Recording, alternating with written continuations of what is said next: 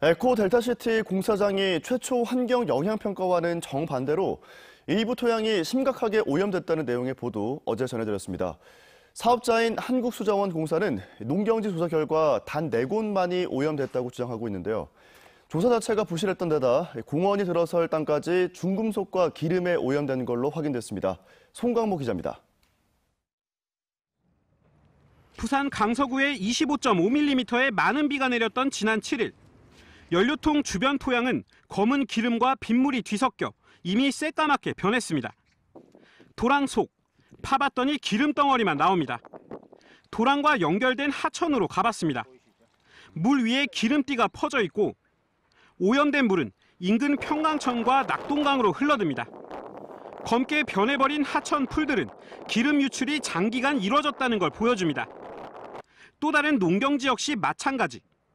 주민들은 이런 상태가 수개월째 이어졌다고 증언합니다. 그게 한 몇 개월 되었어요, 지금. 내가 고기가 버글버글했는데 그 기름 내려오고부터 완전히 수도. 그런데 이곳 모두 지난해 말 한국수자원공사가 재조사한 25개 지점 중 비오염 지역으로 구분된 곳입니다. 환경부 협의에 따라 유류 탱크 주변을 조사해야 했지만 해명은 황당합니다. 하천 척구일 수도 있고 논밭일 수가 있습니다. 유류통 주변에 하라고 그랬는데 유류통 바로 밑에 이렇게 한 게 아니라니까요. 다른 장소들은 과연 괜찮은 걸까? 환경단체와 함께 과거 폐기물 업체들이 있던 자리를 찾았습니다. 기름 젖은 땅에는 공업용 자재들이 흙과 함께 뒤섞여 있고 유리섬유, 기름통 등 폐기물이 강 앞에 방치되어 있습니다. 아이들이 뛰어놀 공원이 들어설 자리로 최초 환경영향평가에서 문제가 없다고 조사된 곳입니다. 이곳의 토양을 채취해 공인연구기관에 성분 분석을 의뢰했습니다. 그 결과 조사 지역 2곳에서 모두 카드뮴, 납, 아연, 니켈 등 중금속들이 기준치의 최대 40배까지 초과했고 기름 역시 최대 27,000mg, 우려 기준의 50배를 넘었습니다. 2차 오염에 우려가 있는데도 불구하고 수자원공사에서는 이 우려되는 부분들을 전혀 무시한 채로 오염 상태를 방치하고 있다고 볼 수가 있죠. 수자원공사는 오염 지역은 공사 미착공 구간으로 착공 때 조치를 취할 예정이라고 밝혔습니다. 그러나 착공일은 올해 중순으로 지금도 어디 있을지 모를 독성 물질들은 땅과 강으로 스며들고 있습니다. MBC 뉴스 송광모입니다. 부산시가 국민의 권리인 정보 공개 청구를 막으려고 시도한 사실이 드러났습니다. 오건호 시장이 영입한 시민사회단체 출신 공무원을 통해서 한 일인데요. 시민사회단체를 통제하려고 그 출신을 영입한 게 아니냐는 비판과 함께 큰 파장이 예상됩니다. 임선은 기자가 보도합니다. 지난달 30일 오전 9시 반쯤 부산 경실련의 의정 예산감시팀장이었던 안일규 씨는 부산시청에 불려갑니다. 그리고 최수영 사회통합과장과 이훈전 시민사회 비서관으로부터 이상한 요구를 받습니다. 당시 안일규 팀장은 부산 오페라 하우스와 관련해 기획재정부와 부산시에 정보공개 청구를 해놨던 상황. 대화 내용은 줄곧 기재부에 대한 정보공개 청구를 취하해달라는 내용이 주였습니다. 이번 정보공개 청구가 기재부로부터 BPA로부터 500억을 받는데 악영향을 미친다. 그게 주된 얘기였습니다. 최수영 사회통합과장은 부산 환경운동연합의 사무처장, 이훈전 시민사회 비서관은 부산 경실련 사무처장 출신으로 오거돈 시장 취임 이후 부산시에 영입된 인사들입니다. 부산시 공무원이 된 시민사회 운동계의 선배들로부터 일종의 외압을 받은 겁니다. 저한테는 대선배인 분들인데 이분들이 이런 행위를 한다는 것 자체가 저는 좀 놀랍기도 했고 굉장히 좀 심리적 압박감이 들 수밖에 없었고 그럼에도 불구하고 이걸 취할 것이냐에 대해서 또 며칠 사실 고민이 했던 상황이라 할 수 있죠. 그런데도 정보공개 청구를 취하하지 않자 이훈전 비서관은 이번 달 3일 부산 경실련 사무실과 안일규 팀장에게 또다시 5차례나 전화를 걸고 문자 메시지도 보냈습니다. 정보공개 청구 취하 건은 어떻게 되었는지 궁금하다. 정보공개의 시한이 얼마 남지 않았다는 걸 고려해줬으면 좋겠다는 내용입니다. 오고돈 시장이 데려온 시민단체 출신이 공무원 사회의 쇄신 노력이 아니라 자신이 몸담았던 분야에 압력을 행사한 사실은 전례 없는 일로 파장이 예상됩니다. MBC 뉴스 임선응입니다. 르노 삼성차 노사 갈등이 파업과 직장 폐쇄로 격화되고 있습니다. 르노 삼성차는 오늘부터 부산 공장 야간 가동을 전면 중단하는 부분 직장 폐쇄에 돌입한다고 밝혔습니다. 노사는 지난해 말 예고 파업에 이어 협상을 재개하기로 했지만 기본급을 둘러싼 이견을 좁히지 못했고 노조가 지난달 20일부터 파업에 들어가자 사측은 직장 폐쇄로 맞섰습니다. 노조는 사측의 이 같은 조치는 노조에 동조하지 않는 종합원만 골라 공장을 돌리겠다는 의도라며 반발하고 있습니다. 최근의 중동 위기는 부산 경제에 당장은 큰 영향을 미치지 않을 걸로 보입니다. 이란과 교역을 하는 지역 기업 숫자가 교역량 모두 미미한 수준인데요. 하지만 사태가 장기화되고 악화될 경우 부산 경제도 직접적인 또 간접적인 영향을 받을 수밖에 없어서 지역 경제계는 상황을 예의주시하고 있습니다. 정은주 기자입니다. 지난해 부산의 대이란 수출액은 1,100만 불 수준입니다. 수출액 규모로 보면 경제 제재가 잠시 풀렸던 지난 2017년 1억 1,800만 달러의 10분의 1 수준입니다. 수출국 순위 63위, 부산 전체 수출의 0.1%가 채 되지 않습니다.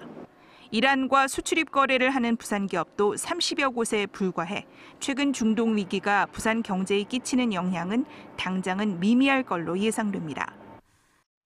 우리 부산의 대이란 수출 품목은 전쟁에 활용 불가능한, 즉 전략물자가 아닌 의료기기 및 부품, 어망, 스테인레스 제품 등으로 상당히 제한되어 있습니다. 수출 금액도 적어 이번 이란 사태에는 큰 영향은 없을 것으로 예상됩니다. 하지만 사태가 장기화, 악화되지는 않을까 지역 경제계는 상황을 예의주시하고 있습니다. 중동 불안이 금융뿐 아니라 유가와 수출 등 글로벌 경제 전반은 물론 지역 경제계에도 영향을 미칠 수밖에 없는 상황이기 때문입니다. 국제 교역 자체가 위축된다든가 했을 때 지역 경제 또 국내뿐만이 아니고 지역 경제 전반에 위축이 경제 전반의 위축 현상이 나타날 경우에는 부산도 거기에서는 좀 자유롭지 못하지 않겠나. 특히 유가 부분이 좀 우려되는 부분이긴 합니다. 불과 8년 전이었던 지난 2012년, 이란은 부산의 4위 수출국이었습니다. 당시 수출 규모만 5억 5천만 달러였지만 국제사회의 경제 제재와 해제가 되풀이되면서 대이란과의 경제 교류가 급격히 준 겁니다. 이런 가운데 다시 시작된 중동 위기가 지역 경제에는 어떤 영향을 미칠지 주목됩니다. MBC 뉴스 정은주입니다. 다음은 오늘 아침 신문 살펴보겠습니다. 먼저 국제신문부터 만나보시죠.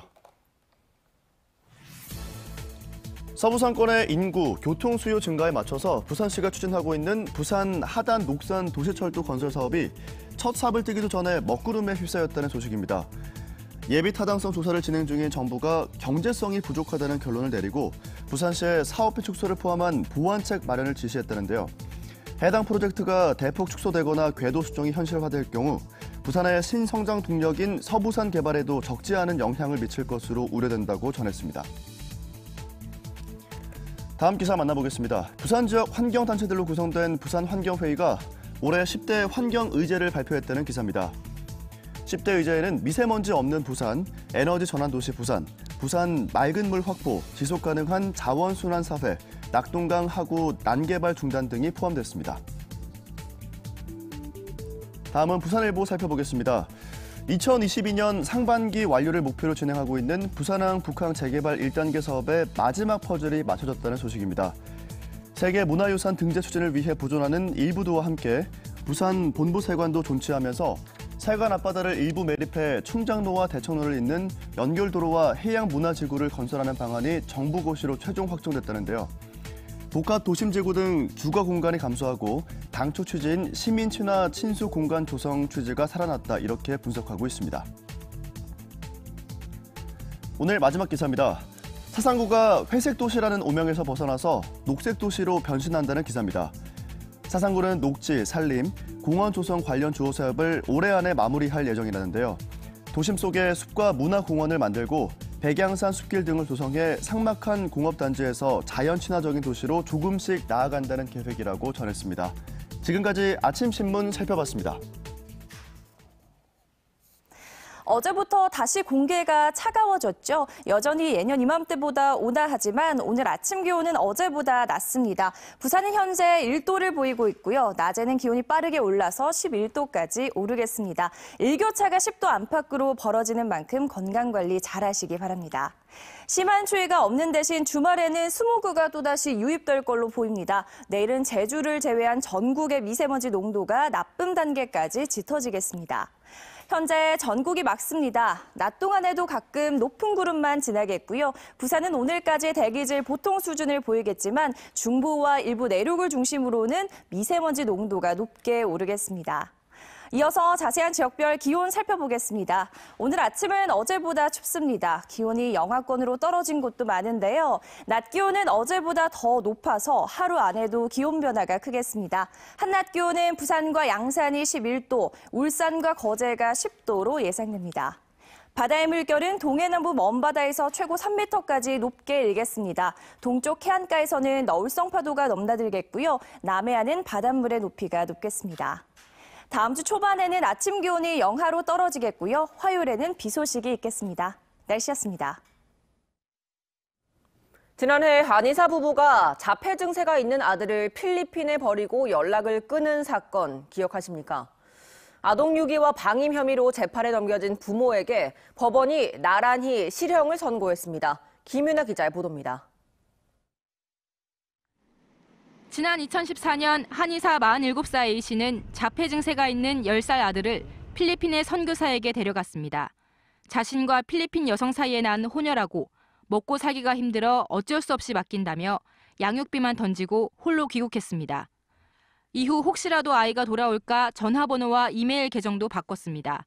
4년간 버려져 있던 아이는 자폐 증세가 악화됐고 실명까지 했습니다. 1심 재판부는 아동 유기와 방임 혐의로 기소된 A씨와 아내 B씨에게 각각 2년 6개월을 선고하고 불구속 상태로 재판을 받아온 B씨를 법정 구속했습니다.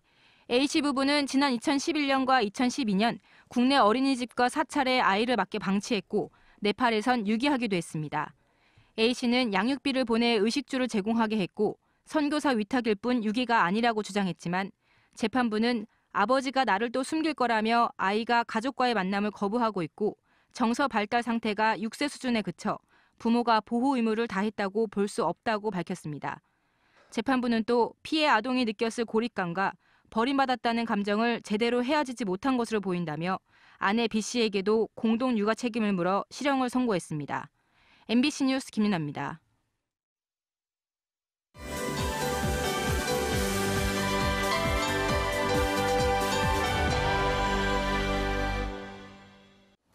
매주 금요일 아침 한 주간 부산의 누리꾼들이 픽했던 부산의 SNS 이슈를 키워드로 만나보는 시간입니다. 오늘도 부산의 이야기를 팟캐스트로 담고 있는 부산 공동체 라디오 051 FM의 우피와 함께하겠습니다. 어서 오세요. 네, 안녕하세요. 051 FM의 우피입니다. 네, 첫 번째 키워드 만나보겠습니다. 수영 주택가 문화재네요. 주택가에서 문화재가 발굴됐다는 소식이죠? 맞습니다. 수영구 자수영 성지 인근 주차장 확장 공사장에서 삼국시대와 조선시대 자기와 기하가 수십 점 발견됐다는 소식인데요. 수영구청은 문화재 발굴이 끝날 때까지 주차장 공사를 전면 중단하기로 결정했다고 합니다. 네, 많은 분들이 신기해하셨을 것 같은데 댓글의 반응은 어땠나요? 네, 댓글에 보면은 여기 사적공원 가는 게 주차장이다. 가구집 옆에 같이 반가워하는 댓글부터 빨리 지금 내려가서 땅 판다 실시. 저희 유물들은 미래의 역사책에 나와서 아이들을 괴롭히겠지 같은 귀여운 댓글도 있었고요. 또 유물 발굴 전까지는 재개발, 재건축 못하겠네 같은 현실적인 댓글까지 다양한 반응들을 볼 수가 있었습니다. 네, 우리의 유물이 발견된 만큼 좀 소중하게 보존이 잘 이루어졌으면 좋겠습니다. 두 번째 키워드 만나보겠습니다. 공유 킥보드네요. 네, 요즘 길을 가다 보면은 초록색과 분홍색 같은 형형색색의 킥보드를 꽤 자주 만날 수가 있습니다. 네, 저도 초록색 킥보드가 길거리 중간에 서 있어서 저게 뭘까 하고 궁금했었던 적이 있었는데 이게 공유 킥보드였군요. 네, 맞습니다. 그런데 이 공유 킥보드는 별도의 전용 주차 공간이 없습니다. 그렇다 보니까 아파트 입구, 인도 중앙, 경사로 등 보행자에게 불편을 주는 곳에도 아무렇게나 주차가 되어 있는데요.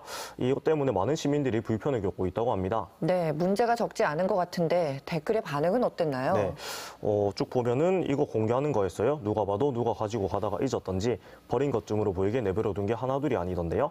아무런 표지 없이 덩그러니 개입 바닥이라는 댓글처럼 공유하는 킥보드라는 사실 자체를 모르는 시민도 보였고요. 네. 또 전동 킥보드를 개인이 돈 주고 공유 서비스를 이용하는 것은 상관이 없는데 라이더 분들이 주차할 때 좀 더 신경 써서 보행자에게 지장이 없도록 합시다. 같이 공유 킥보드 자체는 좋은데 이용자들이 더 잘 이용하는 게 중요하다는 댓글도 있었습니다. 네. 그리고 우리 애들도 가끔 타는데 위험해서 타지 말라고는 하는데 걱정이네요. 어쩔 때는 2명이서 하나 타고 가는 것도 봤어요. 같이 안전 문제를 지적한 댓글도 보였습니다. 네, 친환경이잖아요. 그렇기 네. 때문에 앞으로 또 좋은 이동수단으로 자리를 잡을 수도 있겠지만 그 전에 우리 부산 시민들이 이 공유 킥보드가 뭔지를 좀 잘 알아야 될 것 같습니다. 더불어 안전 문제까지 조금 더 챙겨봐야 될 것 같습니다.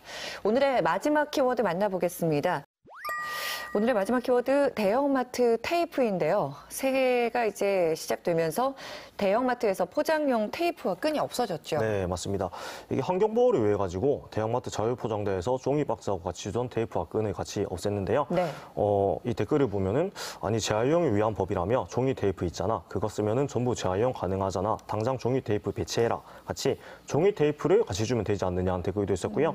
또 테이프 없이도 박스를 교차로 접어 넣으면 충분히 사용 가능합니다. 장바구니와 함께 사용하면 불편하더라도 가능합니다. 같이 테이프 없이 박스를 쓸 수 있는 방법을 알려주는 댓글도 있었습니다. 네, 지금까지 이번 주 SNS를 달궜던 부산의 이슈들 부산 공동체 라디오 051 FM의 우피와 함께했습니다. 고맙습니다. 네, 감사합니다.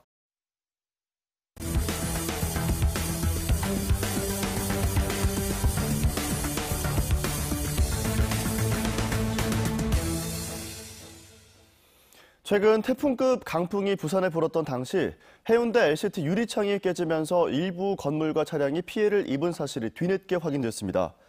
LCT 측에 따르면 지난 7일 밤 9시쯤 LCT 랜드마크 건물 85층에 설치된 가로 세로 1.2m, 두께 8mm 크기의 유리창 한 장이 깨졌습니다.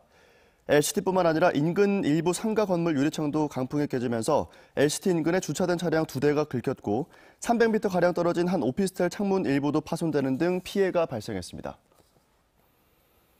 어제 낮 1시 25분쯤 수영구 수영강변도로에서 72살 A씨가 몰던 SUV가 가로수를 들이받은 뒤 전복됐습니다. 이 사고로 A씨가 부상을 당했고 차량이 부서졌습니다. 경찰은 A씨가 졸음운전을 하다 가로수를 들이받은 것으로 보고 정확한 사고 경위를 조사하고 있습니다.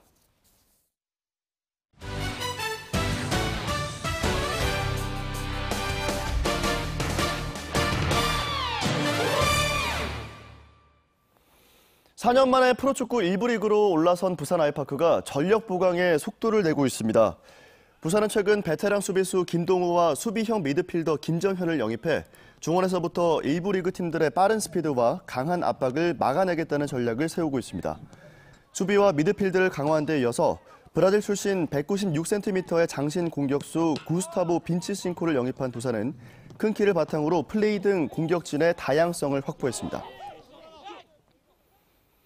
일본 도쿄올림픽에 출전할 태권도 국가대표 선수 선발전이 양산시에서 개최됩니다.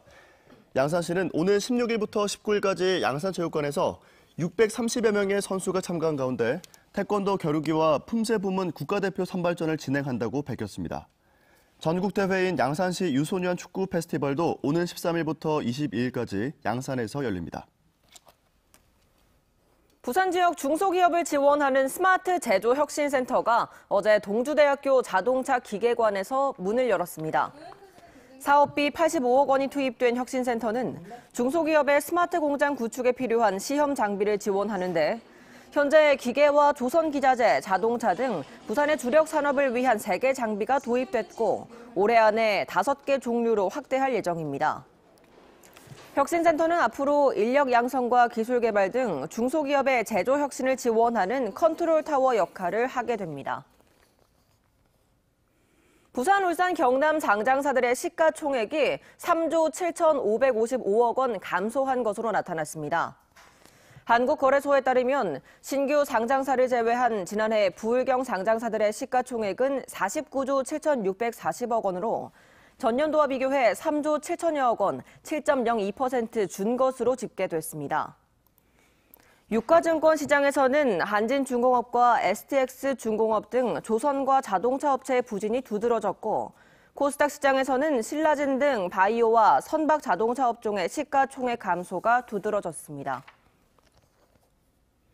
부산사람 이태석 기념사업회는 어제 제9회 이태석 봉사상 시상식을 열어 박세업 글로벌케어 북아프리카 본부장에게 본상을 시상했습니다. 외과의사이자 국제보건 전문가인 박세업 씨는 부산대 의과대학을 졸업한 뒤 아프가니스탄 바그람에서 의료직업훈련팀 병원장으로 환자들을 돌봐왔고 에티오피아에서는 어린이들을 위한 영양 공급 프로그램에 참여한 공을 인정받았습니다. 부산시 교육청이 올해부터 학생들이 사회 현상을 다양한 시각으로 바라볼 수 있도록 민주 시민교육을 실시합니다. 부산시 교육청은 오는 3월부터 고교 1학년 학생들에게 헌법 조문을 담은 손바닥 헌법책을 배부한다고 밝혔습니다. 헌법책에는 130개 헌법 조문과 대한민국 임시헌장 3개 인권선언도 수록돼 있습니다. 특히 시교육청은 공직선거법 개정으로 선거권자의 연령이 만 18세로 낮아짐에 따라 유권자가 된 학생들을 상대로 선거 교육도 강화합니다. 다음은 희망 2020 나눔 캠페인에 성금을 보내주신 분들을 소개합니다.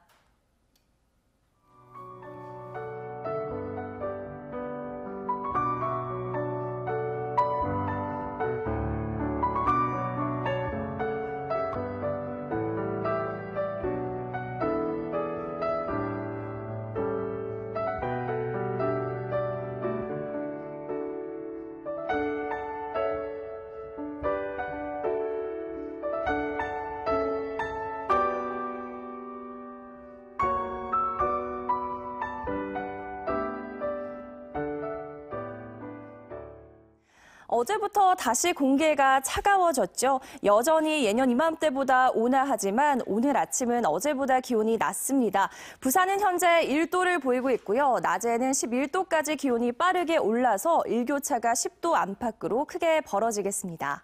심한 추위가 없는 대신 주말에는 스모그가 또다시 유입될 걸로 보입니다. 따라서 내일은 제주를 제외한 전국의 미세먼지 농도가 나쁨 단계까지 짙어지겠습니다. 다음 주 초반에는 아침 기온이 영하로 떨어지겠고요. 화요일에는 비가 내릴 전망입니다. 날씨였습니다.